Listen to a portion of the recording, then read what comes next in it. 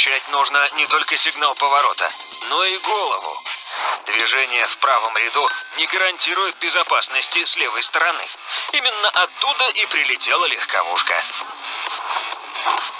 Водитель-фантазер что-то придумал про свободную дорогу и повернул во двор. Но забыл, что на встречке была еще и вторая полоса. Неразбериха на перекрестке в Санкт-Петербурге закончилась аварией. Хэтчбэк попытался протиснуться налево, но был грубо остановлен седаном. Бычок поднул его в бок. Телезритель Алексей пострадал от неловких действий растяпы на кроссовере. Тот одним махом разбил две машины, не считая собственной. Пытался неудачно повернуть. Получилось результативно. В Санкт-Петербурге торопыга и водитель из Зазеркалья соорудили эталонный поворот на ДТП. Один спешил, второй не смотрел, а расстроились оба.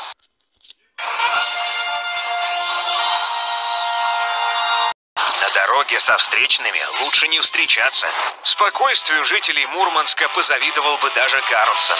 Темный седан дерзко обосновался на встречке. Почти приехал в лоб зрителю Андрею.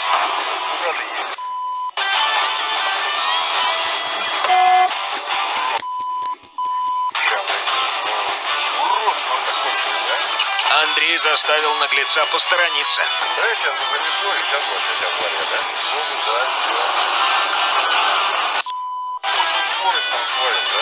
У одних жителей Заполярья нервы как канаты, а у других, к сожалению, мозги подмерзли. В Псковской области зрителю Александру показали смертельный номер. Один дядя рванул на обгон на изгибе дороги. Замах был на рубль, а вот маневр вышел копеечный. А уж как повезло велосипедисту.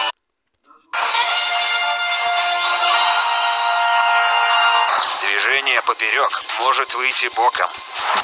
Телезритель Андрей отменил незапланированную встречу с поперечником, который ждал его в Переславле-Залесском.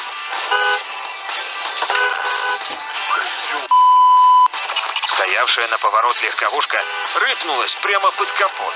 В Смоленске водитель темной иномарки слегка напряг нашу зрительницу Елену.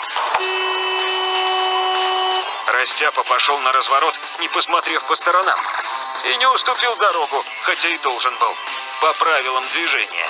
Город Чапаевск. Окажись зритель Рамиль чуть быстрее, и поперечник на светлой легковушке достался бы ему.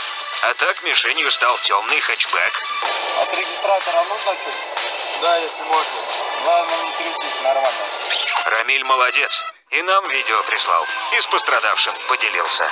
Поперечник, вообразивший себя пешеходом, попался на глаза Сергею в Санкт-Петербурге. Легковушка прокатилась по переходу и выскочила на проезжую часть в бодром заносе. Кто-то считает такое поведение на дороге крутым. Так вот, знайте, это полный отстой. Новый супергерой-поперечник выкатился на зебру на красный свет. Зрителей собрал в Анапе тьму. И среди них оказался Павел. Ногами работал слаженно, двигался уверенно. Вместо машины сопровождения выбрал бабушку. Но и она на середине дороги отпустила неудержимого мальца. И права не отберешь, их просто нет. И машину на штрафстоянку не отгонишь, потому что игрушка. Ударным мастер-классом по выезду на главную дорогу отметился инструктор в Усть-Илимске. В уроке принял участие наш зритель Владимир с супругой.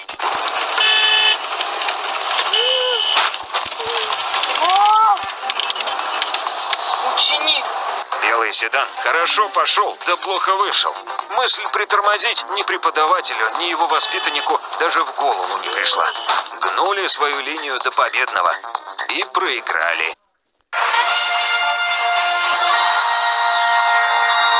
Плохо, если такси появляется, когда его совсем не ждешь. Таксист устроил неудачный слалом в Тюмени. Пытался проскользнуть между машинами, но потерял управление. Легковушка несколько раз врезалась в отбойник и беспомощно замерла на проезжей части. В Железноводске сошлись два белых коня – ретивый и резвый. Ходы записывал наш телезритель Марк.